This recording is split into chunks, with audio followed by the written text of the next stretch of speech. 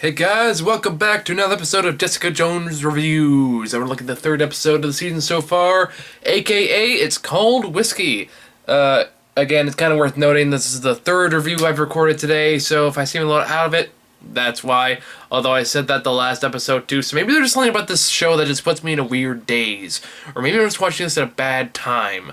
I don't know, but either way, still really like this show. This one is ramping things up a bit towards what I know is the fucking phenomenal fourth episode. This one starts out the way any real superhero movie or TV show would have the balls to start out with superhero fucking. Yeah, this one just right off the bat, just Luke Cage and Jessica Jones just fucking on the wall, fucking on the bed, on Luke's bed so hard that they break it, and then they talk for a little bit, and then they fuck some more. It's kind of fantastic. So it's a lot of superhero fucking. I'm totally down with it, to be completely honest. I got my soda here. I need energy. But anywho, so that's how the episode starts, and from there it takes and then it goes a little more serious. Before I get into serious stuff, I do want to say I really do like the chemistry between Luke Cage and Jessica Jones in the series. I mean, I know that there are a couple in the comic books, but it was really nice to see them connect like on screen. They do have good chemistry together. They're played by good actors, and the guy who plays Luke Cage is fucking perfect for the part. He looks like him, he talks kind of like how I imagined him, he acts the way I kind of imagined him, he's just perfect as Luke Cage. And he actually says Sweet Christmas, which made me kind of go, I don't know how I know but more about Luke Cage than I do Jessica Jones. I think it's because I just read a lot of New Avengers when I was first starting to get into comics, so it was very Luke Cage heavy at the time. But anywho, from there it takes a more serious turn.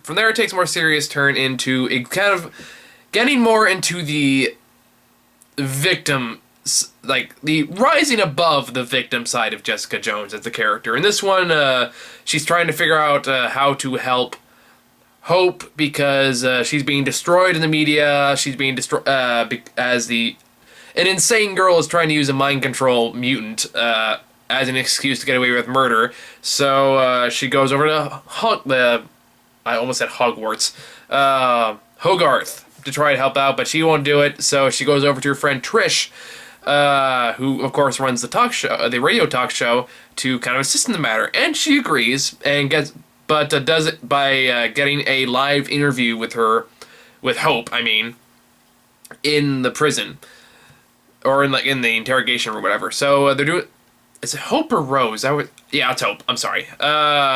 So they're doing the interview with Hope live on the air, in which case, I mean, Trish at this point in the series already knows who Kilgrave is. She knows what he can do, so she's well aware of the situation. She's well aware of what he can do and what he's capable of. So then she does something catastrophically stupid, right up there with Tony Stark giving the Mandarin his home address in Iron Man 3, in which after the interview is basically over and she describes these horrible events that have happened to her, what she was forced to do under Kilgrave's control. And by the way, I love the shots back to Jessica Jones as you see kind of how just listening to what she's gone through hurts her just as much, because she knows what that's like and she knows how destructive he is. And that goes into something I think is a good general theme. I'll talk about Trish in a second, but it goes a good general theme of the show, which is, and I feel like me and Grant are gonna talk about a little bit more about this tomorrow, because we kind of disagree about this a little bit. But the theme I'm noticing in this show so far, and I think it's become more prevalent as it goes on, is there's a great theme of rising above victim, about recovery, about like recovering from this horrible, abusive stalker. Like this abusive stalker relationship, and recovering from that, even though it completely fucks you up. They don't shy away from the damage that these kind of things do. I mean, granted, superpowers, but still, I still feel like the metaphor is there. It's very, very clear metaphor for like abusive relationships, or this abuse, like just terrifying stalkers, or even like serial rapists. You can make an argument for any one of the three. Either way, a man who causes a traumatizing experience, and kind of just how you recover from that, or how you at least turn to face that trauma. And so far, I think it's been done pretty well. We'll see. I'm really wondering how it's going to go going forward. But it's a very ballsy technique, a very ballsy thing for a show, especially a superhero show, to do. And I applaud Marvel for doing it. And I'll talk more about the next episode because it's much prevalent there, and there's a lot more to talk about. But anyway, back to this episode. So after doing this catastrophically stupid thing, knowing full well that Kilgrave is going to be listening in, turns out... Sorry, and I'm remembering the camera again. I really should keep a better eye on that. But anyway, where was I? Yeah, yes, Trish talk show. So, on the talk... So Kilgrave is obviously listening to the talk show because he knows who Trish is, too. And he knows that she's friends with Jessica Jones. And does what you would expect Kilgrave to do, which is passive-aggressively threaten her on live television, saying like, hey, what you just did, insulting a man like me, although it doesn't say like me, is like, well, you know, if you're talking to a person like this, and he's kind of man you're saying is, maybe it's a really bad idea to insult him on live radio. Yeah, maybe that's a bad idea. And he might just have you, you know, have someone kill you, or have you kill yourself, or just stuff like that. It's really fucking creepy. And then from there, it does something kind of brilliant with this character. It does something kind of brilliant with the Purple Man character. And this I kind of noticed a little bit in the last episode, but it's more noticeable here. And I think it's more prevalent as the show goes forward, from what I know so far. Is that... I have to compare it to Daredevil a little bit, because I honestly feel like this does something the Daredevil show did much better. Because in Daredevil, it's kind of the same, similar kind of villain in which you feel like his fingerprints are everywhere, he has all the control, blah, blah, blah. But, and you're supposed to kind of like feel his presence everywhere. You're supposed to like feel like everywhere you go, there's Kingpin's mans, or he has somehow influence over that, or he's influence over that he's in control of everything. In this show, it does the same thing, except it feels much more intimidating, much creepier, and much more unpredictable. Because, unlike the Kingpin, where it's like, it's pretty obvious which ones are the corrupt guys and which ones aren't, and not to mention that Kingpin didn't know who Daredevil was, so there wasn't that personal threat to him. He was always safe as long as he was Matt Murdock. In this show, Purple Man knows who Trish is, knows where she lives, and knows who Jessica Jones is, and knows where she lives. So there's always that constant threat that he can come after either one of them at any time. And he doesn't even need to be there to do that. He can send a crony, he can send anyone on the street, he can send a cop, he can send a random street urchin, he can send anyone after these people at any time. And that's really fucking creepy. And it kind of reminds me of It Follows in a lot of ways. Like, you're kind of start watching the background characters a little bit. It's like, is that a purple... Is he under control of Purple Guy? Purple Man? Is he? But you just don't know who's under his influence and who isn't. And that's a great thing to establish presence of a villain. Especially since we've only seen David Tennant on camera in very short spurts up to this point. But his presence is felt everywhere, and I thought that's really good. And it's more prevalent in the next episode, I believe, but the seed is planted here, and it's a very, very smart plant. So I'm curious to see where that's going to be going. But now that I've said about that, guess what? That does happen, as a cop goes over to Trish's apartment after Trish mistakenly assaults a fan who she thinks is under control of Purple Man, but turns out it's just a fan.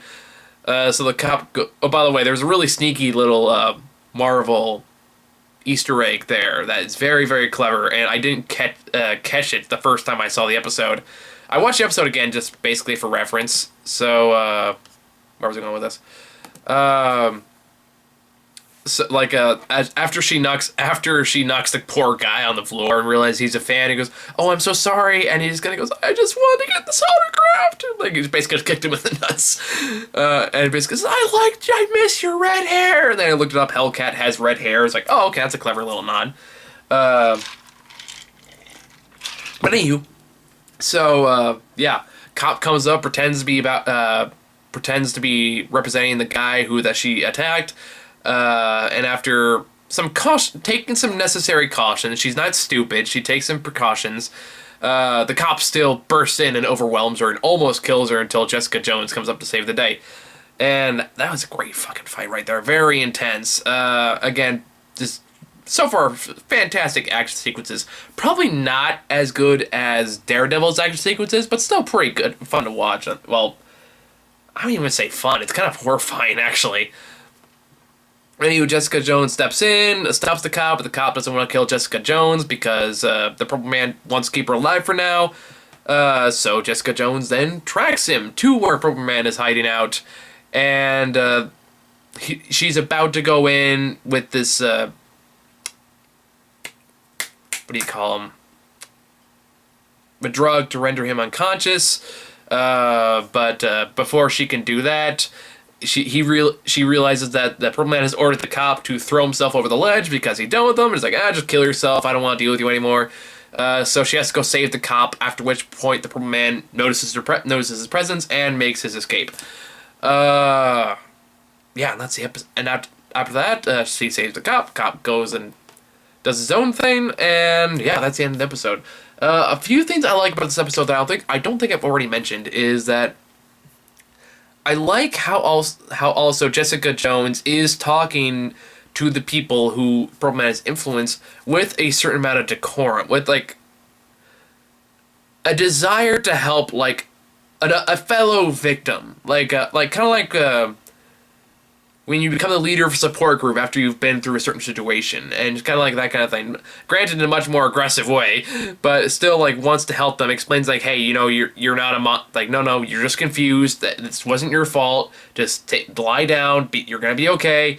But I'm gonna go do this thing over here. So it's a very good mentality, and it kind of again presents her as a reluctant hero that she's been since the beginning of the series. So yeah, I think that's all I really have to say about this episode. I mean, everything else, the bigger points I want to make is really more referring to the next episode down. So we're gonna wait to like meet up with Grant tomorrow, and we're gonna talk about that one. In the meantime, yeah, stay tuned for the next episode, which is called AKA 99 Friends. So stay tuned.